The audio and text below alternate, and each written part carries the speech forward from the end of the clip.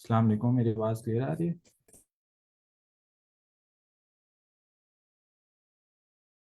वालेकुम सलाम। Yes sir, आपकी बात सही है।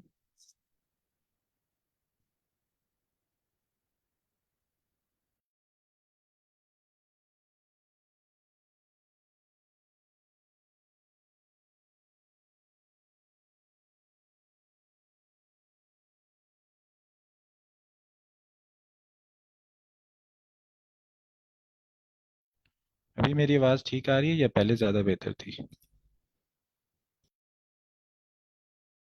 सर बेटर है। ओके।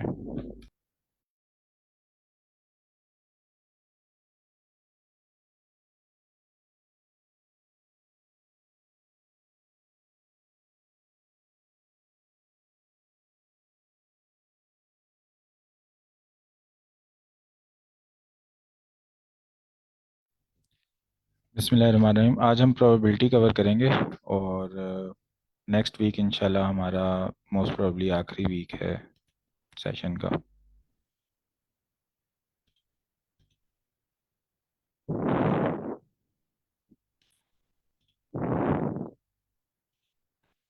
अच्छा, प्रोबेबिलिटी में क्या होता है कि कुछ कॉन्सेप्ट्स होते हैं। ये मैंने पिछले जो सेशन थे ना जीआरई के लिए, उसके लिए स्लाइड्स बनाई थी, तो उन्हीं से मैं कवर कर रहा हूँ। ये कम्प्रिहेंसिव स्लाइड्स हैं प्रोबेबिलिटी क्वेश्चंस की।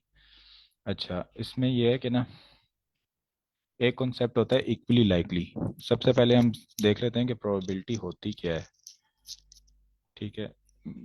प्रोबेबिलिटी का मतलब ये होता है कि कोई इवेंट है, तो उसमें जो टोटल पॉसिबल आउटकम्स हैं, और उसको हम नीचे रख लेते हैं, और फेवरेबल आउटकम्स जो होती हैं उनको हम न्यूमरेटर में रख लेते हैं। तो अच्छा, sir Akhtar, welcome to class. आपका फर्स्ट डे। हम लोग अभी thank you. Verbal section cover करते हैं ऑल्टरनेट डेज पर, लेकिन बस अभी हमारा ना session next week most probably wind up हो रहा है। तो कॉन्ट के काफ़ी ज़्यादा टॉपिक्स रहते हैं। वर्बल हम के ना हमने कवर कर लिए हैं सारे टॉपिक्स, जी। तो इसलिए हम कॉन्ट को फोकस कर रहे हैं ज़्यादा। ठीक है सर। सर इसके अलावा कि बाद में भी कोई एक्सपेक्टेड है कोई सेशन स्टार्ट हो? नहीं, इस ये जो सेशन एंड होगा तो। नेक्स्ट ईयर होगा। अभी मुश्किल है क्योंकि अभी एडमिशन्स जो है ना वो बस चल रहे हैं, तो ज़्यादातर लोग अभी आइल्स पे फोकस करते हैं या फिर इस तरह की चीज़ों पे जो बहुत ज़्यादा रिक्वायर्ड चीज़ें। जीआरई पे ना थोड़ा टाइम पहले लोग फोकस करते हैं एडमिशन से। ओके। तो अभी जिन्होंने मेरे नेक्स्ट पास ईयर अप्लाई आइल्स है तो करना। मैं अप्लाई कर सकता हूँ, मतलब अप्लाई करना चाहिए मुझे। जी जी, आइल्स है आप बट आई कोड जीआरई गुरु नहीं है। पे आई कोड गुरु पे यही होता है कि आइल्स जीआरई को प्रेफर इतना नहीं करते, क्योंकि उसके अलावा ही प्रोफाइल काफ़ी अच्छी होती है। तो हम्म, अगर आपके पास आइल्स है और आप ने कुछ क्वेश्चंस किए हैं लीड कोड के और हैकाथॉन्स किए हैं चार पांच, तो आप उसकी बेस पे अप्लाई कर दें। ठीक है सर। जीआरई तो बस वो है कि आप थोड़ा सा और उसको शाइन कर रहे हैं अपनी सीवी को। हम्म, ठीक है। ठीक है sir, okay. Okay, thank you. अच्छा, प्रोबेबिलिटी को हम डिस्कस कर रहे थे। तो इसमें ना जो प्रोबेबिलिटी होता है वो क्या होता है कि बेसिकली फेवरेबल आउटकम्स होती हैं। फॉर एग्जांपल मैं कहता हूँ कि मैं एक डाइस है उसको रोल कर रहा हूँ, ठीक है। तो अब डाइस पे क्या आ सकता है? वन भी आ सकता है, टू भी आ सकता है, थ्री भी आ सकता है, फोर भी आ सकता है, फाइव भी और सिक्स भी, कुछ भी आ सकता है, ठीक है। इस तरह से कोई भी नंबर आ सकता है।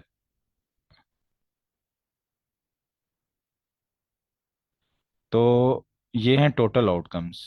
लेकिन मैं कहता हूँ कि ना, क्या प्रोबेबिलिटी है कि डाइस पे टू आएगा? तो ये टू जो है वो मेरी फेवरेबल आउटकम है, यानी जो मुझे चाहिए। तो मैं देखूंगा कि अच्छा, टू कितनी चांसेस हैं, कितनी कितनी बार है इस सेट में। एक बार है, तो मैं ऊपर लिख दूंगा एक। और उसके अलावा टू को मिला के टोटल कितने नंबर हैं? वो हैं एक, दो, तीन, चार, पाँच, छः, तो मैं लिख दूंगा सिक्स। यानी ये मेरे पास प्रोबेबिलिटी बन जाएगी टू आने की, 1/6। Favourable outcome divide by total outcomes. अच्छा, कोई भी एक इवेंट होता है ना, या मल्टीपल इवेंट्स एक एरिया में हो रहे होते हैं, ठीक है। तो उनकी जो प्रोबेबिलिटीज होती है ना, किसी की 1/6 होगी, किसी की 1/2 होगी, किसी की 2/3 होगी, इन सब को जब हम ऐड करते हैं ना, तो ये बनता है 1 टोटल। ठीक है, और 1 को हम कहते हैं बेसिकली कि ये 100% है। यानी टोटल प्रोबेबिलिटी होती है ना जो किसी भी स्पेस में, वो 100% होती है। कि बस मैं कहता हूँ कि यहाँ पे डाइस में रोल कर रहा हूँ, तो कोई ना कोई नंबर आने का चांस क्या है, तो वो 1 है। ठीक है, मैक्सिमम 1 चांस है इसके अंदर कि कोई एक नंबर आ जाएगा। 6/6 करूंगा मैं कि ये 6 के 6 नंबर कोई भी आ जाए बाई 6, तो ये 1 के इक्वल टोटल ये होती है। ठीक है, अब मैं इसमें कहता हूँ कि 7 आने का चांस कितना है, कि 7 नंबर आ जाएगा, तो उसकी प्रोबेबिलिटी होगी 0, क्योंकि 7 इसके अंदर है ही नहीं। तो मिनिमम प्रोबेबिलिटी होती है 0 और मैक्सिमम होती है 1। ठीक है, यानी हम इसको यूँ लिख सकते हैं कि probability is, sorry, greater than और इक्वल टू 0 और लेस देन और इक्वल टू 1। ठीक है, तो ये हो गया कि लिमिट्स क्या होती हैं प्रोबेबिलिटी की। अच्छा, इसके अलावा क्या होता है, इक्वली लाइकली क्या चीज़ होती है। इक्वली लाइकली का मतलब ये है कि दो इवेंट है ना, फॉर एग्जांपल यहाँ पे मैं कह रहा हूँ कि मेरे पास एक डाइस है जिस पे ये नंबर लिखे हुए हैं। तो मैं पूछता हूँ कि 2 आने की क्या प्रोबेबिलिटी है और 4 आने की क्या प्रोबेबिलिटी। अब 2 भी इसमें एक बार है, इसकी प्रोबेबिलिटी होगी 1/6, और 4 भी इसमें एक बार है, इसकी प्रोबेबिलिटी होगी 1/6। यानी ये दोनों जो इवेंट्स हैं, इनको मैं कहूँगा इक्वली लाइकली हैं। यानी ये लाइकली है कि दोनों एक ही तरह से अकर हों, एक ही प्रोबेबिलिटी दोनों की बनती है, इनको कहेंगे इक्वली लाइकली। ठीक है। अच्छा, उसके अलावा क्या होता है, एंड और। ठीक है, अब मैं अगर सॉरी, एंड होता है ना हमारे पास, इसको मैं कहता हूँ कि ये है मल्टीप्लिकेशन के इक्वल, और जो और होता है ना वो होता है प्लस के इक्वल। ये जीआरई की वर्ड्स में, जो हमारे वर्ड स्टेटमेंट्स होती हैं ना, उनमें हम एंड को ज़्यादातर खास तौर पर प्रोबेबिलिटी में मल्टीप्लिकेशन करते हैं। जैसे फॉर एग्जांपल ऑफ होता है ना, ऑफ का मल्टीप्लाई कहते हैं हम। ठीक है, या फिर इज होता है, उसको हम कहते हैं इज इक्वल टू। इसका मतलब है, फॉर एग्जांपल मैं कहता हूँ 2% ऑफ एक्स इज 5। तो अगर मैंने इसको मैथ में ट्रांसलेट करना है ना, तो मैं कहूँगा 2% मल्टीप्लाई एक्स, और इज को मैं कहूँगा इज इक्वल टू और 5। ठीक है, तो ये बेसिकली एक स्टैंडर्ड कुछ बने हुए हैं। ठीक है, अब इसी तरह हमारे पास जो होता है प्रोबेबिलिटी, इसमें एंड्स का मतलब होता है मल्टीप्लिकेशन, और का मतलब होता है प्लस। ठीक है, अब फॉर एग्जांपल इसको हम क्यों मल्टीप्लिकेशन और प्लस लेते हैं, इसकी रीज़न क्या है, वो ये है कि हमारे पास अगर मैं कहूँ कि what is the probability for 2 and 4, कि मैं डाइस को रोल करूँ 2 बार, ठीक है, और एक बार मेरे पास 2 आए और दूसरी बार में 4 आए। ठीक है, तो 2 आने की प्रोबेबिलिटी पहली बार में है 1/6, और 4 आने की प्रोबेबिलिटी है 1/6। ठीक है, अब मैंने देखना है कि 1/6 मैंने जो दोनों लिखे हैं, इनको मैंने आपस में मल्टीप्लाई करना है या ऐड करना है। तो अगर यहाँ पे एंड लिखा है ना, 2 and 4, यानी 2 भी आए और 4 भी आए, तो फिर मैं मल्टीप्लाई करूंगा, क्योंकि डिनोमिनेटर है ना, डिनोमिनेटर जब बड़ा हो जाएगा और ज़्यादा 1/36, तो प्रोबेबिलिटी और कम हो जाएगी। तो जाहिर बात है और कम ही होनी चाहिए, क्योंकि दो चीज़ें मैं इकट्ठी मांग रहा हूँ। ठीक है, तो इसकी प्रोबेबिलिटी कम होगी। अगर मैं कहता हूँ ना 2 और 4, कि मैं एक बार डाइस रोल कर रहा हूँ, या तो 2 आ जाए या फिर 4 आ जाए, दोनों ही दोनों में से कोई भी आ जाए, तो 2 सिर्फ आने की प्रोबेबिलिटी है 1/6, और 4 आने की प्रोबेबिलिटी 1/6। अब मैं क्या करूंगा, अब और लिखा हुआ है यहाँ पे, तो मैं इन दोनों को ऐड कर दूंगा। ठीक है, तो ये प्रोबेबिलिटी जो है दोनों की इंक्रीज हो जाएगी। ठीक है, ये बन जाएगी 2/6 और 1/3, ऐसे ही इस तरह थोड़ी इंक्रीज हो जाएगी ये, क्योंकि मैं कह रहा हूँ कि दोनों में से कोई भी एक चीज़ आ जाए, ज़रूरी नहीं है दोनों आए, या ज़रूरी नहीं है 2 आए, या ज़रूरी नहीं है 4 आए। दोनों में से कोई भी एक चीज़ आ जाए, तो इस चीज़ की प्रोबेबिलिटी ज़्यादा होगी। ठीक है। अच्छा, अब एक और टर्मिनोलॉजी यूज़ होती है जिसे हम कहते हैं विदाउट रिप्लेसमेंट। अच्छा, विदाउट रिप्लेसमेंट का क्या मतलब है। विदाउट रिप्लेसमेंट का मतलब है कि ना, अगर हम कोई सेट, कोई फॉर एग्जांपल मैं इसको इस तरह समझाता हूँ कि कोई जार है, कोई जार के अंदर हमारे पास ढेर सारी बॉल्स पड़ी हुई हैं। ठीक है, तो फॉर एग्जांपल यहाँ पे मेरे पास एक जार है, उसके अंदर बॉल्स हैं, 4 बॉल्स हैं उसके अंदर। ठीक है, अब मैं कहता हूँ कि वट इज, अब इसमें से दो जो है ना वो मेरे पास रेड बॉल्स हैं, और ये वाली जो 2 बॉल्स हैं ये ग्रीन है। ठीक है, अब मैं कहता हूँ what is the probability of getting a red ball. ठीक है। अब मैं देखूंगा रेड बॉल कितनी है, इसमें दो हैं, ठीक है। मैं लेकिन मुझे क्या, एक बॉल चाहिए, तो मैं लिखूंगा 1/, ठीक है। टोटल बॉल्स मेरे पास, सॉरी, मुझे रेड चाहिए, रेड कितनी है, ये दो हैं, इन दो में से कोई भी मैं एक उठा सकता हूँ, तो मैं ऊपर लिखूंगा 2, ठीक है। और टोटल बॉल्स कितनी है, 4, तो एक रेड बॉल पिक करने की प्रोबेबिलिटी हो जाएगी 2/4, यानी इन दो में से कोई भी एक उठा लूँ, और टोटल 4 हैं, ठीक है। 2/4 ये प्रोबेबिलिटी बन जाएगी रेड उठाने। अगर मैं इसके अंदर एक चीज़ डाल दूँ कि what is the probability of picking a red ball then a green ball, ठीक है, तो ये क्या बन जाएगा, 2/4, ठीक है। और फिर एक ग्रीन बॉल भी होनी चाहिए उसके बाद, तो ग्रीन भी टोटल दो हैं, तो ये बन जाएगा 2/4, ठीक है। और इनको आपस में मल्टीप्लाई कर दूंगा, तो ये हो जाएगा रेड एंड ग्रीन, ठीक है। अब इसके अंदर मैं एक और लफ्ज बोल दूं अगर, कि what is the probability of getting a red ball and then a green ball without replacement. Without replacement का मतलब है कि मैंने बॉल उठाई लेकिन वापस नहीं रखी, ठीक है। तो पहले मैं रेड बॉल कह रहा हूँ, what is the probability of red ball, तो वो हो जाएगी 2/4, and then getting a green ball without replacement, तो ऊपर तो 2 आ जाएगा क्योंकि पीछे दो ग्रीन बॉल बची हुई है। लेकिन जो मैंने रेड उठाई थी ना, उसको मैंने वापस नहीं रखा, विदाउट रिप्लेसमेंट है ये, या इसको कह दें आप विदाउट प्लेसमेंट, यानी प्लेस नहीं किया मैंने वापस, तो ये हो जाएगा 2/3, क्योंकि जो टोटल बॉल्स है ना, उनमें से एक रेड जो है वो यहाँ उठी हुई है, तो टोटल 4 के बजाय 3 रह जाएंगे। ये हो जाए, ये कंसेप्ट होता है विदाउट रिप्लेसमेंट का, ठीक है। उसके बाद हमारे पास होता है ऑर्डर ऑफ अकरेंस, ठीक है। ऑर्डर ऑफ अकरेंस जैसे मैंने बताया था कि हमारे पास अगर एक क्वेश्चन आता है what is the probability of getting a red ball and a green ball, ठीक है, तो मैं ऐसे भी कह सकता हूँ कि ये पहले रेड उठ जाए फिर ग्रीन उठ जाए, और पहले ग्रीन उठ जाए और फिर रेड उठ जाए, ठीक है। What is the probability of getting a green and a red ball, ठीक है। या what is the probability of getting a red और ग्रीन बॉल, तो ये पहले भी रेड उठा सकता हूँ, बाद में उठा सकता हूँ। लेकिन अगर होता है ना what is the probability of getting a red then green, तो ये मेरे पास ऑर्डर ऑफ अकरेंस एक चीज आ गई इसके अंदर, कि पहले रेड एंड देन ग्रीन, फिर मेरे पास एक ही सिचुएशन बन सकती है, फिर ये वाली सिचुएशन मैं काउंट नहीं कर सकता क्योंकि यहाँ पे लिखा हुआ है पहले रेड हो फिर देन ग्रीन हो, ठीक है। उसके बाद म्यूचुअली एक्सक्लूसिव इवेंट्स क्या होते हैं और इंडिपेंडेंट इवेंट्स क्या होते हैं, इस चीज को हम देख लेते हैं। अच्छा, म्यूचुअली एक्सक्लूसिव पहले देख लेते हैं कि म्यूचुअली एक्सक्लूसिव क्या होता है। म्यूचुअली एक्सक्लूसिव ये होता है कि एक डाइस है ना, उसके उसको मैंने रोल करना है, ठीक है। म्यूचुअल एक्सक्लूसिव का मतलब ये है कि कोई भी दो ऐसे इवेंट जो एक साथ नहीं हो सकते, ठीक है, म्यूचुअली कैन नॉट अकर, ठीक है। एक्सक्लूसिव का मतलब है कि एक साथ नहीं हो सकते म्यूचुअली, ठीक है।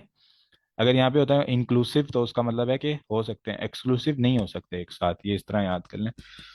तो अब फॉर एग्जांपल मैं एक डाइस रोल कर रहा हूँ, तो अब मैं चाहता हूँ कि मेरे पास 2 आए और 5 आए, ठीक है।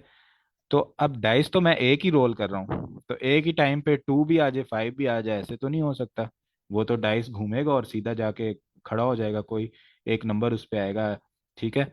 कोई भी, या 2 आ सकता है, अगर 2 आ गया है उसमें, तो क्या उसी टाइम पे 5 आ सकता है, नहीं आ सकता, ठीक है। फिर वो मैजिशियन तो नहीं हूं ना मैं तो एक ही डाइस रोल कर रहा हूँ। अगर इसको मैं दोबारा रोल करूंगा फिर 5 आ सकता है, ठीक है, लेकिन इसी डाइस पे 2 और 5 इकट्ठे नहीं आ सकते। इसका मतलब 2 और 5 एक रोल के अंदर म्यूचुअली एक्सक्लूसिव हैं क्योंकि ये एक साथ नहीं आ सकते, ठीक है। अच्छा, म्यूचुअली एक्सक्लूसिव क्या क्या मतलब होता है कि म्यूचुअली एक्सक्लूसिव की जब सबकी प्रोबेबिलिटीज को हम ऐड करते हैं ना, तो ये 1 के इक्वल बनती हैं, ठीक है। कि ऐसे इवेंट्स होते हैं कि जिनके अंदर ना कोई ऐसी प्रोबेबिलिटी नहीं होती जिसको हमने माइनस बीच में से करना। फॉर एग्जांपल मैं आपको ये इस तरह समझाता हूँ, असल में टाइम कम है और चीज़ें ज़रा ज़्यादा समझानी है। अच्छा, इसमें यह है कि ना हमारे पास अगर कोई इवेंट है, फॉर एग्जांपल ये है इवेंट ए और ये है बी, ठीक है। तो इवेंट ए तो इतना हो गया, इवेंट बी भी इतना हो गया। अब बीच में ये जो जगह है ना, इसको मैं कहूँगा कि ये है ए एंड बी, ठीक है, यानी दोनों इकट्ठे हो रहे हैं यहाँ पे। अब इस ओवरऑल इसको मैं कहूँगा ए और बी, ठीक है, या ए हो या बी हो, या और बोथ भी आ जाएगा इसमें, ठीक है। तो इस दरमियान वाली जगह को कहूंगा ए एंड बी, ठीक है। अब इनकी जो ओवरऑल प्रोबेबिलिटी होगी वो 1 होगी, ठीक है। लेकिन ए और बी की अगर मैं प्रोबेबिलिटी देखूंगा तो वो क्या होगी, probability of A plus probability of B minus probability of A and B. ठीक है, ये हो जाएगी, क्योंकि ये म्यूचुअली एक्सक्लूसिव नहीं है। म्यूचुअली एक्सक्लूसिव अगर होंगे तो ऐसे इनकी डायग्राम बनेगी, ठीक है, आपस में मिलेंगे नहीं। अगर म्यूचुअली एक्सक्लूसिव नहीं होंगे तो फिर ये आपस में ऐसे मिल सकते हैं, और दरमियान में कोई ऐसी जगह है। अब ये जगह ना दो बार काउंट हो रही है, यानी एक बार ए में भी काउंट हो रही है, एक बार बी में भी काउंट हो रही है। तो इसको दो बार काउंट होने से बचाने के लिए मैं इसको एक बार माइनस कर रहा हूँ टोटल फार्मूला में से, ठीक है। तो ये बेसिकली होता है म्यूचुअली एक्सक्लूसिव का कॉन्सेप्ट। अच्छा, इंडिपेंडेंट इवेंट क्या होते हैं? इंडिपेंडेंट इवेंट ये होते हैं कि फॉर एग्जांपल दो बार डाइस रोल कर रहा हूँ, एक बार टू आ गया, अब दूसरी बार फाइव आना है या नहीं, ये इंडिपेंडेंट है, ये टू के ऊपर डिपेंड नहीं करता, ठीक है, ये इंडिपेंडेंट इवेंट है। लेकिन अगर मैं कोई गेम खेल रहा हूँ जिसके अंदर वो कह रहे हैं पहले थ्री आना चाहिए फिर फाइव आना चाहिए, ठीक है, अब मेरे पास पहले टू आ गया और फिर मैं कह रहा हूँ अब फाइव आएगा या नहीं, अब फिर फाइव आ भी जाए ना, तो फिर क्या हुआ है कि ये इसके ऊपर डिपेंडेंट चला गया कि ये अगर थ्री आएगा ना तो फाइव आएगा तो बात बनेगी, टू आया फिर फाइव आया फिर बात नहीं बनी, तो ये अब इंडिपेंडेंट नहीं रहे, ठीक है, ये एक दूसरे के ऊपर डिपेंडेंट हो गए हैं। तो ये ना कंफ्यूज नहीं करना कि इंडिपेंडेंट इवेंट और म्यूचुअली एक्सक्लूसिव इवेंट्स दोनों डिफरेंट चीज़ें हैं, ठीक है। अच्छा, कम्प्लेक्स इवेंट क्या होता है? कम्प्लेक्स इवेंट बस एक मुश्किल सा नाम बनाया हुआ है, लेकिन बस यही होता है कि ए इवेंट हो रहा है, बी हो रहा है, सी हो रहा है, यानी एक ही डाइस है, वो दो बार रोल हो रहा है या तीन बार रोल हो रहा है या पांच बार रोल, ज़्यादा बार अगर वो हो रहा है और उन सबको प्रोबेबिलिटीज को एक साथ हम कुछ कर रहे हैं तो हम इसको कह रहे हैं कि हम बड़ा कम्प्लेक्स काम कर रहे हैं जी। तो ये कम्प्लेक्स इवेंट्स हैं, ठीक है। अच्छा, कॉम्प्लीमेंट्री इवेंट क्या होते हैं? कॉम्प्लीमेंट्री इवेंट का ये मतलब होता है कि जो ऑपोजिट इवेंट होता है, ठीक है, उसको मैं कहूँगा कि ये कॉम्प्लीमेंट्री। फॉर एग्जांपल मेरे पास, इसी तरह इसी एग्जांपल से समझाऊंगा क्योंकि ये बेसिक हम अभी पढ़ रहे हैं, फिर आहिस्ता आहिस्ता मूव करते हैं मुश्किल की तरफ, ठीक है। अच्छा, अब मैं कहता हूँ कि मेरे पास थ्री आने का क्या चांस है, ठीक है। तो थ्री मेरे पास इस टोटल सेट में एक बार है, तो ऊपर आ गया एक, टोटल सेट छः नंबरों का, नीचे आ गया छः, तो मेरे पास थ्री आने का ये चांस है, ठीक है। अब दूसरा मैं सवाल करता हूँ कि थ्री ना आने का क्या चांस है? तो थ्री ना आने का चांस क्या है कि थ्री के अलावा नंबर देखूंगा मैं, थ्री के अलावा कितने नंबर हैं, पाँच, ठीक है, तो ये थ्री ना आने का चांस है 5/6, ठीक है। एक सेकंड, चैट में क्या, ओके ठीक है। अच्छा, तो इस चीज को मैं कहूंगा कि ये इस जो 1/6 है ना इसका कॉम्प्लीमेंट्री है, ठीक है, इसका ऑपोजिट है। कैसे? कि अगर मैं 1/6 को टोटल प्रोबेबिलिटी वन में से माइनस करूं, ठीक है, तब भी मेरे पास 5/6 ही आता है, ठीक है। यानी मैं 1/6 का अगर कम्प्लीमेंट्री निकालना है, ठीक है, यानी अभी ये तो मेरे पास सिंपल नंबर है ना, अगर मेरे पास वो कहता है कि हम छह बार डाइस रोल कर रहे हैं and what is the probability of getting no more than three sixes, ठीक है, तो हम क्या करेंगे, दो बार सिक्स आने की प्रोबेबिलिटी काउंट कर लेंगे और फिर टोटल जो वन प्रोबेबिलिटी है उनमें से माइनस करके लिख देंगे उसको, ठीक है।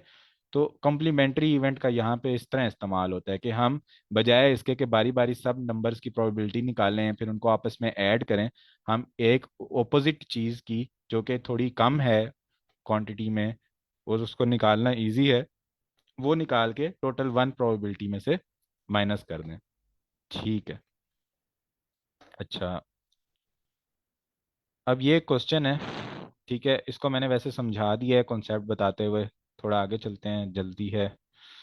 अच्छा, हाँ, ये भी मैंने कॉन्सेप्ट बता दिया लेकिन इसको थोड़ा सा देख लेते हैं कि क्वेश्चन में कैसे यूज हो रहा है। अच्छा, एक नंबर है जो हमने रैंडमली इस सेट से सिलेक्ट करना है, ठीक है।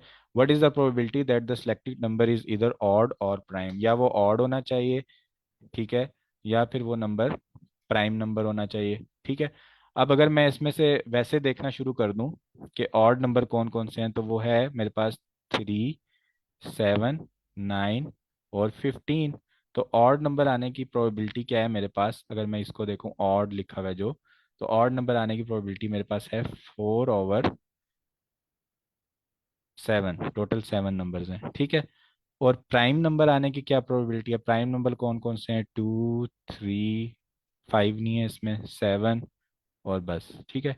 तो प्राइम नंबर आने की प्रोबेबिलिटी है 3/7। अब बीच में और लिखा हुआ है तो मैं इनको ऐड करूंगा, ठीक है। लेकिन क्या हुआ, जब मैंने इसको सॉल्व किया तो मेरे पास आंसर आ गया वन, ठीक, क्योंकि क्योंकि ये दोनों आपस में ऐड हुए, ये बन गया 7/7, ठीक है, और ये बन गया इक्वल टू वन। क्यों? क्योंकि मैंने इसमें एक गलती की है, मैंने क्या गलती की है, मैंने ये देखा नहीं है कि ये जो इवेंट्स हैं ये म्यूचुअली एक्सक्लूसिव नहीं है। ठीक है, ये जो 3 और 7 मैं यहाँ पे भी काउंट कर रहा हूँ और यहाँ पे भी काउंट कर रहा हूँ। 1 का मतलब तो ये है कि इसके अंदर से कोई भी नंबर आ जाए। ठीक है, तब इसकी प्रॉबिल क्या मैं कहूँ इन सातों में से कोई एक नंबर आने की क्या प्रोबेबिलिटी है, तो वो तो 7/7 तब बनेगी। लेकिन इसमें तो 8 है ही नहीं, 15 भी नहीं है, ठीक है, 6 भी नहीं है, तो फिर 1 कैसे आ गई प्रोबेबिलिटी। तो इसका मतलब है हमने बीच में से कुछ माइनस भी करना है। ठीक है, बीच में से क्या माइनस करना है हमने, बीच में से हमने माइनस करना है probability of A and probability of B, क्योंकि उसको हम 2 बार गिन रहे हैं, यहाँ पे भी गिन रहे हैं और यहाँ पे भी गिन रहे हैं। ठीक है, तो हम देखेंगे इसमें से कौन से ऐसे नंबर हैं जो 2 बार गिने जा रहे हैं। वो दो नंबर हैं, 3 है और 7 है।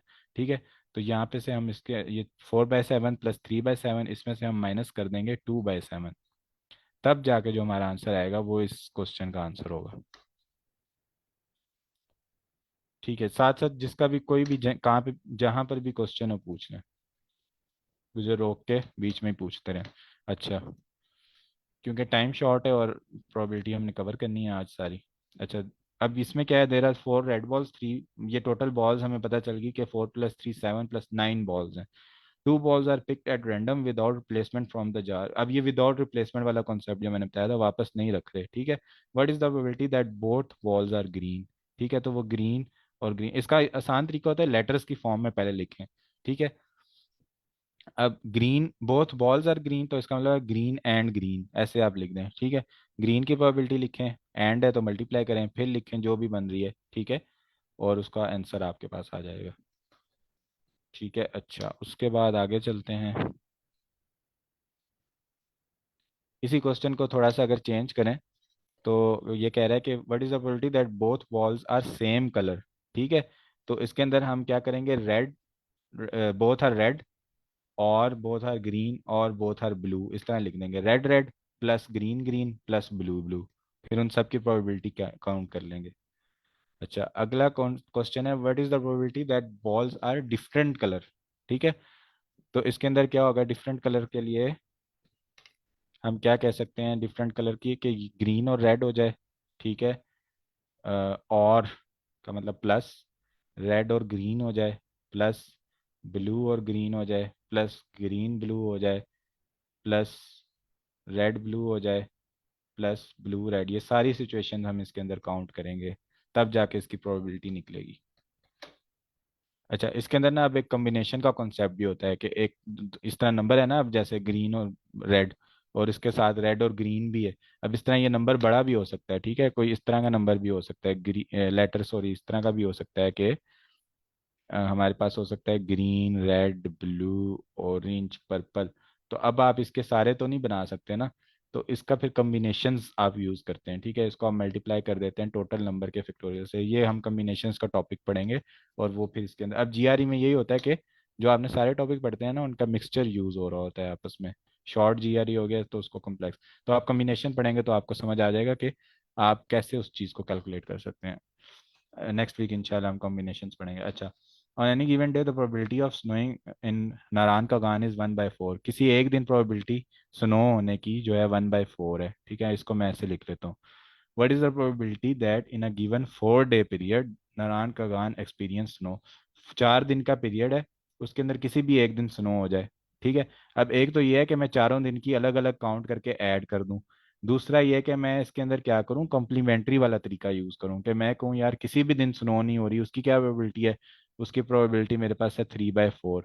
ठीक है, किसी भी दिन ना स्नो होने की प्रोबेबिलिटी, सॉरी एक सेकेंड, तो मैं क्या करूंगा इसको 3/4 और 4 दिन, 4 दिन है ना, 3/4 मल्टीप्लाई बाय 3/4 ऐसे मैं निकाल लूंगा। ठीक है, no snow no snow no snow no snow, 4 दिन है ना, इनको मैं निकाल लूंगा और फिर इस प्रोबेबिलिटी को मैं टोटल 1 में से जब माइनस करूंगा तो मेरे पास किसी भी एक दिन या 2 दिन या 3 दिन या चारों दिन स्नो होने की प्रोबेबिलिटी निकल आएगी।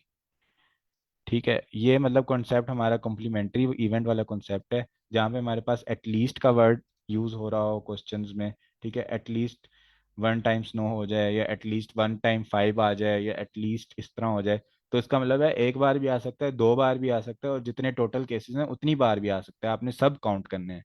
तो सब काउंट करने में टाइम लग जाएगा, अगर मैं इसको दूसरी सीधे तरीके से सॉल्व करता तो मुझे बहुत टाइम लग जाता। ठीक है, पहले मैं इसका सुनो चारों दिन का निकालता, फिर मैं सुनो, नो सुनो, स्नो स्नो, फिर मैं सुनो, सुनो, नो सुनो, सुनो, ऐसे करके सारे इसके वो बनाता मैं, तो वो लंबा बन जाता। अब मैंने क्या किया, सिर्फ नो सुनो वाले निकाल दिया एक ही उसका, ठीक है, और उसको वन में से माइनस कर दिया। ये है कॉम्प्लीमेंट्री इवेंट वाला कॉन्सेप्ट। अच्छा, उसके बाद ऑर्डर ऑफ अकरेंस जो हमने पढ़ा था वो उसके अंदर यहाँ पे यूज़ हो रहा है, ठीक है, कि हमारे पास कुछ बंदे हैं जिन्होंने टाई पहनी हुई है और कुछ बंदे हैं जिन्होंने नहीं पहनी हुई, ठीक है। तो तीन ऐसे हैं जिन्होंने पहनी है, पांच ऐसे जिन्होंने टाई नहीं पहनी हुई। तो अब क्या कहते हैं, ऑर्डर रैंडम है जिसमें वो आ रहे हैं, what is the probability for next two interviews a tie wearing candidate and then a non tie tie. तो फिर tie and then non tie, इस तरह ही हम काउंट करेंगे। जो दूसरी सिचुएशन है नॉन टाई और टाई, इसको हम काउंट नहीं करेंगे क्योंकि यहाँ पे एंड देन इस तरह लिखा आ गया। ये ऑर्डर ऑफ अकरेंस वाला कॉन्सेप्ट जो मैं बता रहा था। अच्छा, अब कॉम्बिनेशंस वाला ये क्वेश्चन आ गया है, इसको फिर हम प्रोबेबिलिटी के लिहाज वाला कंसेप्ट समझ लें, कुछ कम्बिनेशन वाला बाद में इसके अंदर ऐड कर दीजिएगा। अब टोटल हमारे पास पांच कॉइन है। What is the probability that at least two of land on head, ठीक है। अब पांच कॉइन्स हैं तो दो हेड आने चाहिए, एक तो इसका ये बन गया, ठीक है, दूसरा इसका ये बन गया। इस तरह इसके ना अगर आप देखेंगे तो काफ़ी ज़्यादा बन जाते हैं। फिर आपको हर किसी की अलग अलग वैल्यूज़ लिखनी है, उनको आपस में मल्टीप्लाई करना है, फिर उनको ऐड करना है सबको, ठीक है। तो ये काफ़ी ज़्यादा बन जाती हैं। ये 26 यहाँ पे लिखा हुआ है मैंने कि 26 कम्बिनेशंस बन जाते हैं। तो इसका जो है ना कम्बिनेशन का फॉर्मूला यूज़ करते हैं हम, ठीक है। उसमें यहाँ पे जो यूज़ होगा, टोटल पांच नंबर हैं तो 5 फैक्टोरियल से मल्टीप्लाई कर देंगे। ये दूसरा वाला नहीं लिखें, बस कोई भी एक लिख के ना 5 फैक्टोरियल से मल्टीप्लाई कर देंगे, और जो रिपीट हो रहे हैं ना उनसे डिवाइड कर देंगे। जैसे टी रिपीट हो रहा है 3 बार तो 3 फैक्टोरियल से डिवाइड कर देंगे, और एच 2 बार रिपीट हो रहा है तो 2 फैक्टोरियल। तो ये जो आंसर आएगा ना उसको इससे मल्टीप्लाई करेंगे तो हमारे पास बस आंसर आ जाएगा। सारे लिखने की जरूरत नहीं, ये आप कम्बिनेशन में आप पढ़ेंगे तो आपको ज़्यादा क्लियर हो जाएगा। ठीक है, अगला हमारे पास सवाल है कि probability of event A is 40, probability. अब ये वेन डायग्राम जिसके अंदर यूज़ होती हैं, ठीक है, जो मैंने पहले आपको बना के दिखाई थी, ठीक है, कि ये हमारे पास एक सर्कल जो है ये प्रोबेबिलिटी ए है और दूसरा सर्कल है जो प्रोबेबिलिटी बी है। अब कह रहा है probability of event occurring A occurring is 40, ठीक है, इसको मैंने लिख दिया 40। Probability of event B occurring is 50, इसको मैंने लिख दिया 50। If the probability of both event A and B is 30, ये कह रहा है कि ये 30 है, ठीक है। What is the probability of exactly one of the event occurring, के इनमें से बस एक हो, या ये हो, दोनों इकट्ठे ना हो, ठीक है। तो इसका मतलब है कि ये टोटल टोटी सॉरी टोटल 40 है, इसमें से 30 माइनस किया यानी ये 10 बन रहा है इस तरफ, और 50 में से 20 इस तरफ बन रहा है, ठीक है। तो 20 और 10 को आपस में मैं जब ऐड करूंगा, यानी ए और बी यानी ये है, ठीक है, 10 और 20 इनको आपस में ऐड करूंगा तो आंसर आ जाएगा 30, ठीक है। यानी आप वेन डायग्राम्स का भी कंसेप्ट हम पढ़ेंगे, उसको यूज करते हुए आप प्रोबेबिलिटी के क्वेश्चन भी सॉल्व कर सकते हैं कुछ। यानी ये जीआरई आपको मिक्स करके दे सकता है, कॉम्बिनेशन, वेन डायग्राम्स और सारी चीज़ें, ठीक है। इसी तरह ये वाला क्वेश्चन भी सेम है पिछले वाले की तरह। और अच्छा, अब ये क्वेश्चन है जिसके अंदर हम हमारे पास कह रहे हैं कि certain experiment probability that even a occur is 1/2 and probability that even be will occur is 1/3, ठीक है। यानी ए जो है उसकी प्रोबेबिलिटी प्रॉपर तरीके से ऐसे लिखते हैं इसको, 1/2 है, और बी की प्रोबेबिलिटी है हमारे पास 1/3, ठीक है। विच of the following value could be the probability that even a और बी और both will occur indicate all such values, कह रहे हैं ऐसी तमाम वैल्यूज को आप सिलेक्ट करें, एक से ज्यादा ऑप्शन है, ठीक है। अब ये इसके अंदर क्या हो सकता है, या तो ये म्यूचुअली एक्सक्लूसिव हो सकते हैं। अगर म्यूचुअली एक्सक्लूसिव होंगे तो बस इन दोनों की प्रोबेबिलिटी को ऐड कर देंगे तो म्यूचुअली एक्सक्लूसिव प्रोबेबिलिटी निकल आएगी, ठीक है। या फिर ये नॉट म्यूचुअली एक्सक्लूसिव हो सकते हैं, तो फिर क्या होगा कि ए और बी की प्रोबेबिलिटी जो होगी वो A plus B minus A and B हो जाएगी। यानी ए एंड बी दो बार काउंट हो रहा था जैसे पहले मैंने दिखाया था, यानी इसके दो एज केसेस बन जाएंगे, एक ये कि दोनों अलग अलग हैं, और एक ये कि दोनों ओवरलैपिंग है।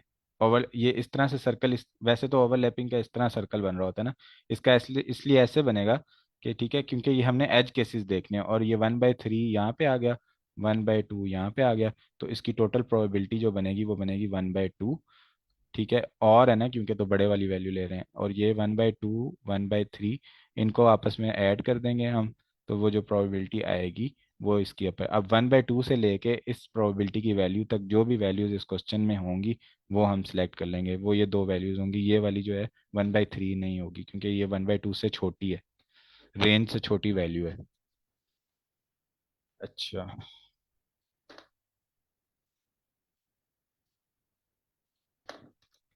इसकी मैंने इलस्ट्रेशन भी बनाई हुई है। ठीक है, 5/6 वैल्यू आती है, 1/2, इन दोनों के दरमियान जो वैल्यूज होंगी वो हम सिलेक्ट करेंगे। अच्छा, इसको इंडिपेंडेंट इवेंट मैंने बस समझा दिया था कि इसको कंफ्यूज नहीं करना उससे, म्यूचुअली एक्सक्लूसिव से। इसकी बस नॉर्मली प्रोबेबिलिटी कैलकुलेट करेंगे, जैसे P and Q. What is probability of event P occurring but not Q, तो पी की लिख लेंगे, और नॉट क्यू कैसे कैलकुलेट करेंगे, क्योंकि जो क्यू की प्रोबेबिलिटी है उसको 1 में से माइनस करेंगे तो नॉट क्यू की आ जाएगी प्रोबेबिलिटी। अच्छा, what is probability that event A और बी और बोथ विल अकर। अच्छा, प्रोबेबिलिटी जो है हमारे, अब ये फार्मूला होता है ना हमारे पास, कि प्रोबेबिलिटी ऑफ ए और बी, जो मैंने पहले आपको बताया था, is equal to probability of A plus probability of B minus A and B. ठीक है, अब ये हमें कह रहे हैं कि प्रोबेबिलिटी दैट इवन ए और बी और बोथ विल अकर इज 0.58, ये 0.58 है। ठीक है, if the probability of event A is 0.3, 0.3 है ए की, एंड द इवेंट बी की हमें नहीं बताई इन्होंने, and the event A and B are independent, A and B की भी नहीं बताई हमें। ठीक है, ए एंड बी की कैसे हम है कि A probability of A multiply by probability of B. जो इंडिपेंडेंट इवेंट होते हैं ना उसमें हम ऐसे दोनों ए एंड बी की प्रोबेबिलिटी लिख सकते हैं कि ए एंड बी है वो, इंडिपेंडेंट इवेंट्स में। What is the probability of B. ठीक है, तो ये हो जाएगा 0.3 प्लस बी माइनस 0.3 बी।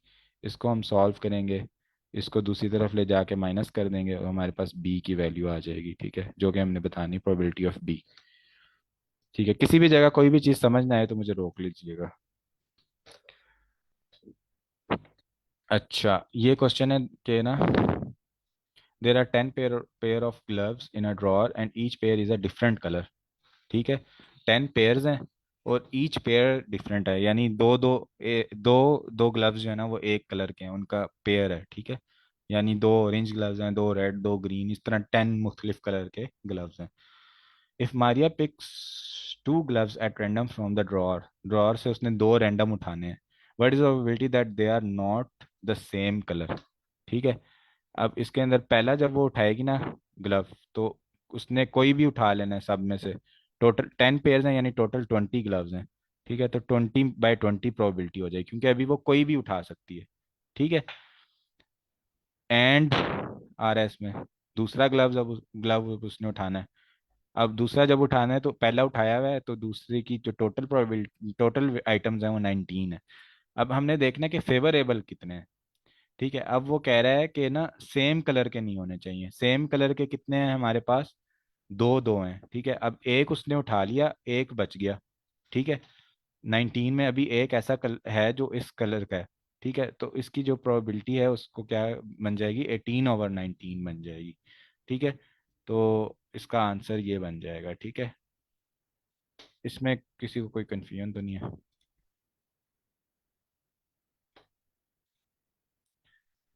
अच्छा, अभी मैं ना इसलिए वन वे टीचिंग भी कर रहा हूँ क्योंकि पार्टिसिपेंट्स भी कम है, और फिर वो मतलब हर कोई वॉलंटियर, कोई कोई वॉलंटियर होता है बोलने के लिए, सारे बोलना भी नहीं चाहते, इसलिए मैं फिर मोनोलॉग टीचिंग कर रहा हूँ। और दूसरा ये कि टाइम भी कम है।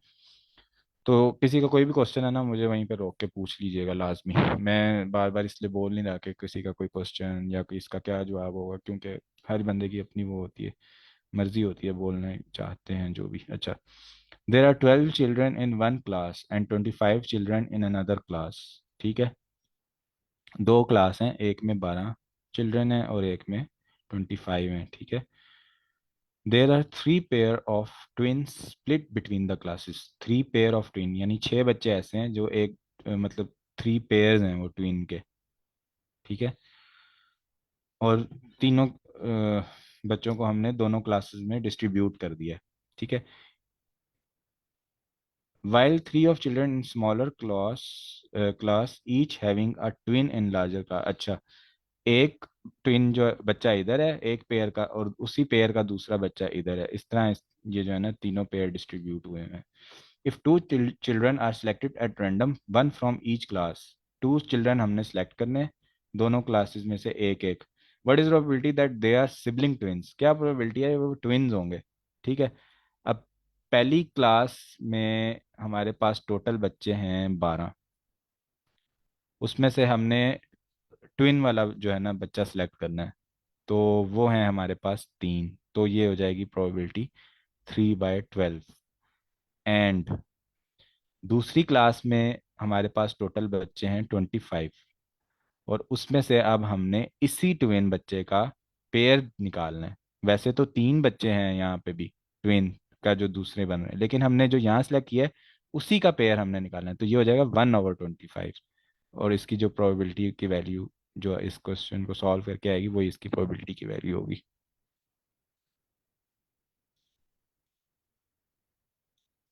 तो ये इजी कॉन्सेप्ट है, अगर इसकी ना फाउंडेशन बन जाए सही तरह से कि क्वेश्चन को कैसे मतलब समझना है क्या लिखना है लेटर्स की फॉर्म में, तो ये कॉन्सेप्ट फिर इजी हो जाता है। अच्छा, जॉफ प्लेस सेम को दोनों क्लासेस से, जी जी हमने एक मतलब पहले एक क्लास से देखा कि उसमें कितने बच्चे हैं जो हमारे फेवरेबल, अब 3 थे ना उसमें, तीनों में से हम कोई 3 पेयर में से कोई भी एक बच्चा सेलेक्ट कर सकते थे। लेकिन जब हम दूसरी क्लास की तरफ गए तो हम तीनों में से कोई भी नहीं सिलेक्ट कर सकते, फिर हमने एक वही सिलेक्ट करना है जो दूसरे वाले बच्चे का पेयर है। जैसे अब मैं आपको ये कहता हूँ कि एक इस तरह बच्चे हैं, ठीक है, ये ट्विन्स हैं 3 पेयर्स के 6, यानी A8 आपस में ट्विन है, B भी आपस में ट्विन है, और C आपस में ट्विन है। अब पहली क्लास में से मैंने A सेलेक्ट किया है ना अगर, तो दूसरी से भी मैंने A ही सिलेक्ट करना है। पहली में अगर B सेलेक्ट किया तो दूसरी में भी B ही करना है, पहली में अगर C किया दूसरी में भी C करना है। अब पहली में तो मैं A B C कोई भी सिलेक्ट कर सकता हूँ, तो ऊपर 3 आ गया, ठीक है। लेकिन दूसरी में ना, जो मैंने अगर यहाँ ए किया था तो यहाँ भी ए करना है, यहाँ बी किया था तो यहाँ पे बी करना है, यहाँ सी किया था तो यहाँ भी सी करना है, तो यहाँ पे मेरे पास ऊपर 1 आएगा, फिर इस वजह से फिर मेरे पास 3 नहीं आएगा, क्योंकि ए बी सी में से मैं तीनों सेलेक्ट नहीं कर सकता, कोई एक सेलेक्ट कर सकता हूँ जो ऑलरेडी मैं कर चुका हूँ। अच्छा,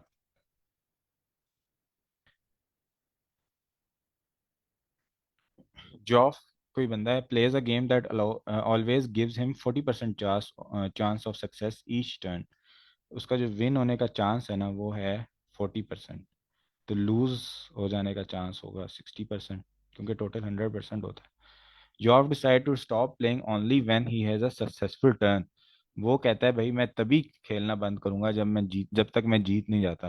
what is the probability that Job stops playing on either his second और third turn to the nearest integer, हमने वैल्यू बतानी है कि या तो वो अपनी सेकंड या थर्ड टर्न पे जीत जाए, ठीक है। अब इसका मतलब ये है कि पहली बारी में तो वो नहीं जीत रहा, ठीक है, ऑन इधर ही सेकंड, तो पहली बारी में लूज आ गया, एंड सॉरी पहली बारी में लूज आ गया और हो जाएगा यहाँ पे, ठीक है, क्योंकि वो दूसरी में भी जीत सकता है, या फिर या का मतलब है और तीसरी में भी जीत सकता है, ठीक है। तो इसका जो बनेगा वो ये कि पहली में लूज और दूसरी में विन कर जाए वो। दूसरी में विन करने का मतलब ये है कि एक सेकंड, इसको हम इस तरह नहीं करेंगे। What is probability of stop playing और इधर इज सेकंड और थर्ड टर्न, ठीक है। एक सिचुएशन में ये बनती है कि लूज एंड विन, ठीक है, या फिर एक सिचुएशन ये बनती है कि लूज लूज विन। ये दो सिचुएशंस बनती हैं जो हमारी फेवरेबल हैं, ठीक है, कि उसने पहली बारी की हार गया, दूसरी बारी में जीत गया, ठीक है। यानी ये जो पहली बारी में जीतने वाली सिचुएशन है ये नहीं हमारी काउंट करती, क्योंकि कह रहा है इधर हिज सेकंड और थर्ड, ठीक है। तो या फिर ये बनती है सिचुएशन या फिर ये बनती है, तो इन दोनों की हम प्रोबेबिलिटी लिख लेंगे, लूज की 60.6 लिख लेते हैं चलो इसको, और multiply by 0.4 plus 0.6 multiply by 0.6 multiply by 0.4, ये जो भी प्रोबेबिलिटी आएगी ये इसकी प्रोबेबिलिटी होगी कि ये जीत जाएगा। समझ नहीं आई? LLW okay. अच्छा, इसमें ना हमने लेटर्स की फॉर्म में बना लेना है। पहली बारी उसने की तो वो हार गया, ठीक है। दूसरी बारी की तो जीत गया, ठीक है। तो एक सिचुएशन ये बन गई सेकंड टर्न वाली, ठीक है। एक और सिचुएशन है कि पहली बारी की हार गया, फिर बारी की फिर हार गया, लेकिन जब उसने तीसरी बारी की तो जीत गया, ठीक है। एक ये सिचुएशन है। अब दोनों में आपस में और आ रहा है तो प्लस कर देंगे, यानी ये दो सिचुएशन हमने देख ली, डिसाइफर कर ली कि ये बन गई। अभी समझ आया कि और इसको थोड़ा और किसी और तरीके से समझाऊं?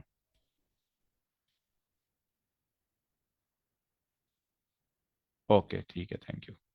अच्छा, ये भी कॉम्बिनेशंस वाला कॉन्सेप्ट है, ये कॉम्बिनेशंस पढ़ेंगे ना तो फिर समझ लीजिएगा।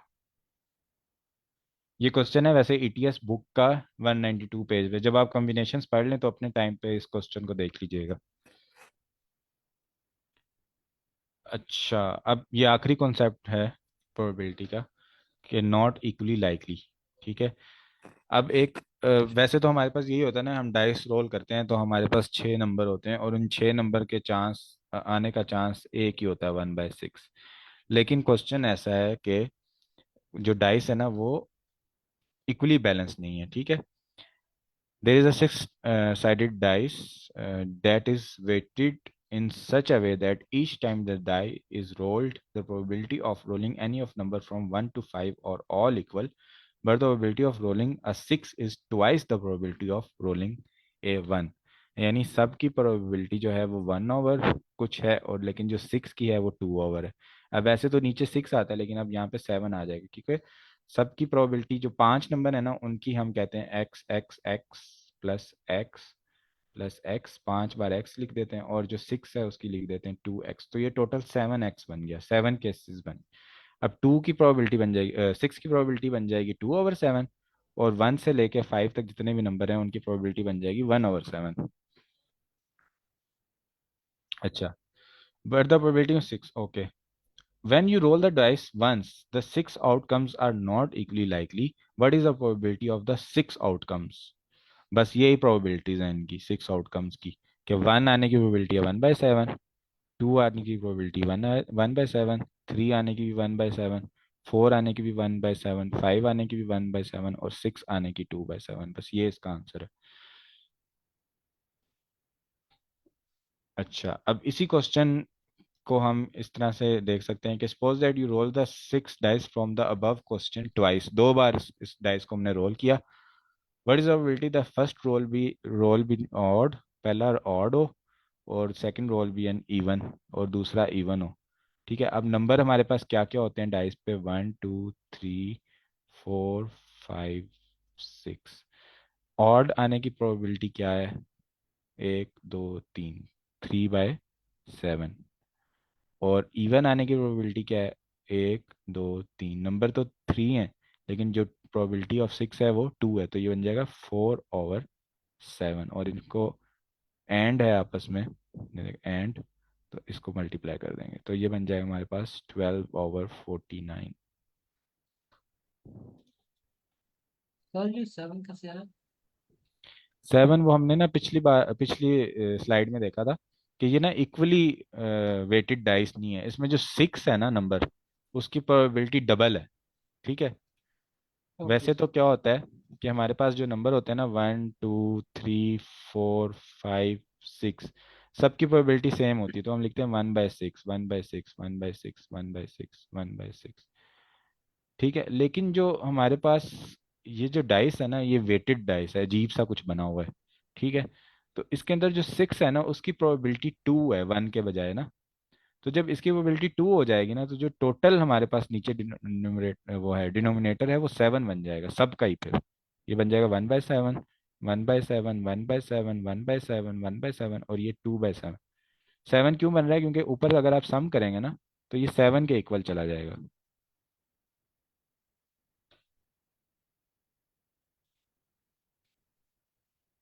6 की 2 हो गई है ना इस वजह से। ठीक है, अभी ओके। एक प्रोबेबिलिटी डिस्ट्रीब्यूशन होती है डेटा इंटरप्रिटेशन, वो जो आपने जैसे मीन मीडियन कैलकुलेट किया था, इसी फ्रीक्वेंसी टेबल और इस तरह की चीज़ें आपने देखी थी, उसमें ना प्रोबेबिलिटी डिस्ट्रीब्यूशन भी होती है एक चीज़। ठीक है, स्टैंडर्ड जो नॉर्मल डिस्ट्रीब्यूशन है उसमें भी ये कॉन्सेप्ट आता है, और ये जो फ्रीक्वेंसी टेबल होता है इसमें भी आता है। तो ये कह रहा है कि एक्स जो है ना एक रैंडम वेरिएबल है, और number of representing the number of children in randomly chosen family among the 25 families. ठीक है, अब ये टोटल उसने बता दिया कि 25 फैमिलीज हैं, ये लिखा भी इसने यहाँ पे हुआ है 25। उसमें रैंडम वेरिएबल डिस्ट्रीब्यूट हुआ हुआ है, ये उसकी फ्रीक्वेंसी है और ये उसका डाटा है। What is the probability that X is equal to 3? 3 होने की एक्स के 3 होने की क्या प्रोबेबिलिटी है? 3 के आगे 6 लिखा हुआ है और टोटल 25 है, तो एक्स इज इक्वल टू 3 की जो प्रोबेबिलिटी है वो बनेगी 6/25।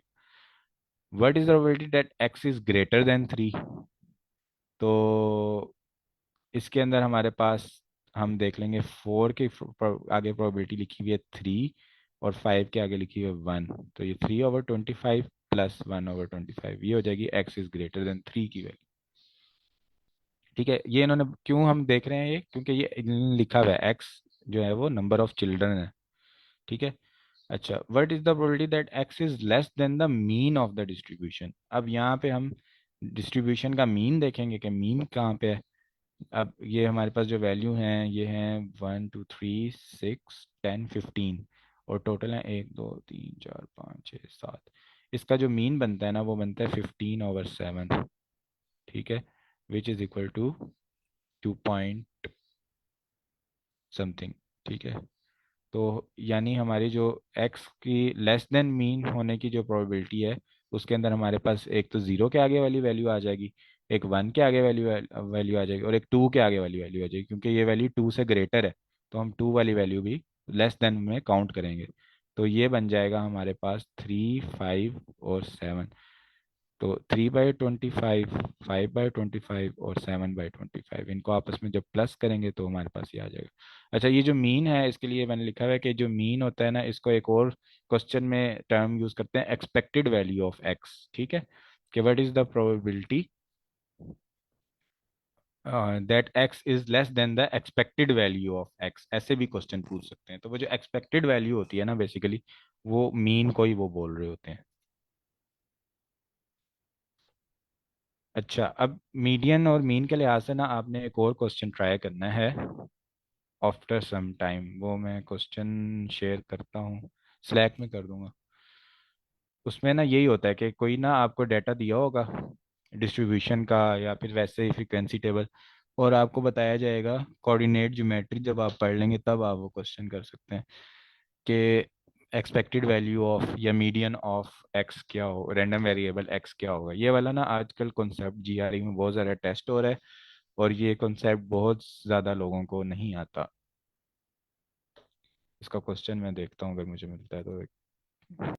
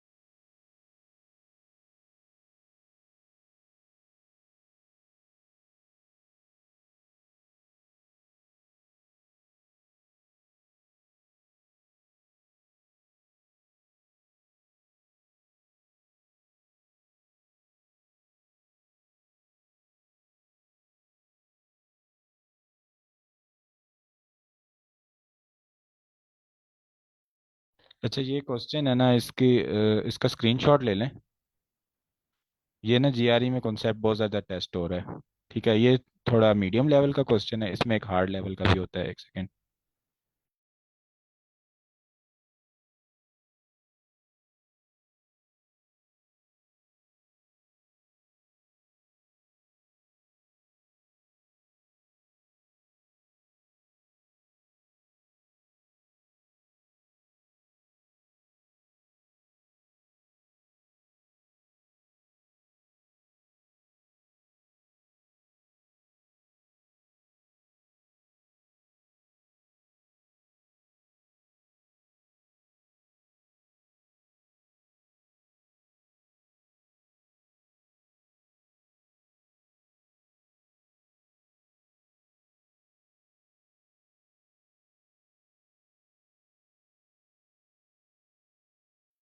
अच्छा, ये इस जगह पे ना स्क्रीनशॉट ले लें आप लोग। ये दोनों क्वेश्चंस हैं। पहला क्वेश्चन ये है कि रैंडम वेरिएबल एक्स जो है उसकी ये प्रोबेबिलिटी डिस्ट्रीब्यूशन है, रेंज उसकी गिवन है, और कोऑर्डिनेट प्लेन आपको बताया हुआ है। तो प्रोबेबिलिटी आपने फाइंड आउट करनी है that X is less than is probability that X is less than zero is equal to probability that X is greater than under root two is equal to zero. What is the median of X? यानी ये median का question है basically, जो हम median पढ़ रहे थे ना पहले। मीडियन का क्वेश्चन है, और उसमें ना आपको साथ में कोऑर्डिनेट ज्योमेट्री डाल दी है। ठीक है। इसी तरह यहाँ पे probability of a continence variable z is shown below. ठीक है। ये भी कोऑर्डिनेट ज्योमेट्री है, यानी ये फंक्शन ऑफ z है ये बेसिकली, ये भी। और आपसे ही पूछने हैं कि what if probability of z is greater and equal to a is greater than 3/4, which of the following could be the possible value of a? ये दोनों क्वेश्चंस जो है ना, ये स्क्रीनशॉट ले लें। ये जीआरई में आजकल टेस्ट हुए हैं लेटेस्ट, और लोगों से सॉल्व नहीं हुए ज़्यादातर, मैक्सिमम लोगों से, क्योंकि ये कॉन्सेप्ट थोड़ा ट्रिकी मुश्किल कॉन्सेप्ट है। तो ये आप लोगों ने ना अपने टाइम में प्रैक्टिस कर लेना है जब आप कोऑर्डिनेट ज्योमेट्री पढ़ लेंगे। ठीक है। आज के टॉपिक से किसी का भी कोई क्वेश्चन किसी को समझ ना आई हो, क्योंकि मैं बहुत स्पीड में पढ़ा रहा था और मैंने 1 घंटे में प्रोबेबिलिटी ख़त्म करनी थी।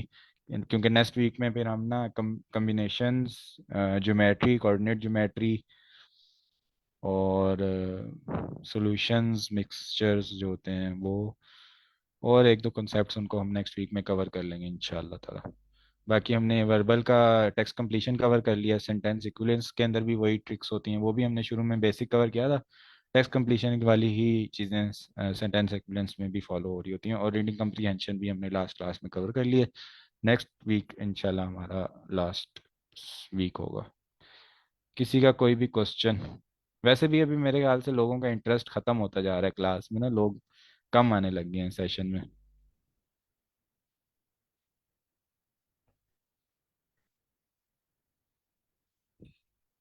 अच्छा, सर एहतशाम का इंटरेस्ट है। सर शाम माशाल्लाह पंक्चुअल हैं, टाइम पे आते हैं। और उसके अलावा बस या तो अगर मैंने पढ़ाना हो मैं होता हूँ, या सर उमर ने पढ़ाना हो वो होते हैं, और हमारे मॉडरेटर्स होते हैं बस। बाकी तो कोई भी नहीं होता। तो इसलिए इंटरेस्ट भी लोगों का कम है, और हम लोग थोड़ा बिजी भी हो रहे हैं, इसलिए सेशन को हम वाइंड अप कर रहे हैं। अच्छा, कोई भी सजेशन क्वेश्चन? वो कैब की लिस्ट जो मैंने शेयर की थी, आपने उसको प्रिपेयर करना शुरू किया है या अपनी पुरानी लिस्ट को ही कर रहे हैं?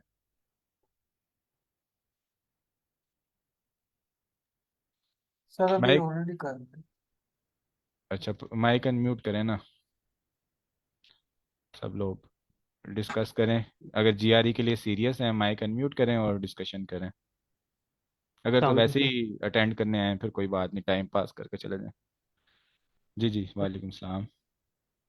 तो ये मैथमेटिक्स वैसे अगर अपना टॉपिक है, लेकिन ये यहाँ पे बहुत ही मुश्किल लगता है कभी कभी।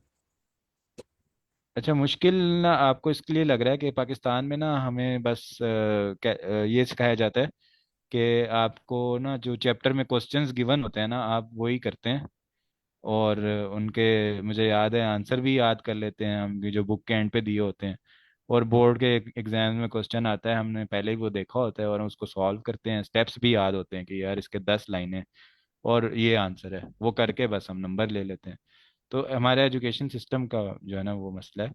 कि हम लोगों को कॉन्सेप्ट सिखा के फिर कोई रैंडम क्वेश्चंस नहीं पूछे जाते। तो इस जब आप इसके कॉन्सेप्ट अच्छी तरह फाउंडेशन से सीख लेंगे ना, तो आपको किसी भी तरह का क्वेश्चन आ जाएगा ना, तो आप घबराएंगे नहीं, फिर आप उसको कर लेंगे। जैसे प्रोबेबिलिटी है, तो उसके आप ये देख लें कि अच्छा ये क्वेश्चन है और इस तरह आएंगे। वो जो हमारे एजुकेशन सिस्टम में पढ़ाया जाता है, तो वो फिर ऐसा ही होगा कि कोई डिफरेंट थोड़ा सा भी उसकी इंग्लिश ज़रा सी मुख्तलिफ लिखी होगी तो बंदा हैरान हो जाएगा ये क्या हो गया। लेकिन अगर आप कॉन्सेप्ट समझेंगे तो फिर मुश्किल नहीं होगी, आपने बस उसको डिसाइफर करना है, अलजेब्रिक फॉर्म में लेके आना। तो अब इस बात में आप बता रहे थे कि इसमें आइल्स जो है उसकी रिप्लेसमेंट है, जेआरई की अगर बात को प्रोफाइल बेहतर है कुछ, तो कितने प्रोफाइल बेहतर है तो उसके साथ आप जेआरई को आइल्स से रिप्लेस कर सकते हैं। अगर आपने आइल्स कर लिया है ना, तो आप अप्लाई कर दें। ठीक है, टाइम को ज़्यादा आगे नहीं जाने दें, टाइम कीमती होता है, वापस वक्त नहीं आता। तो जी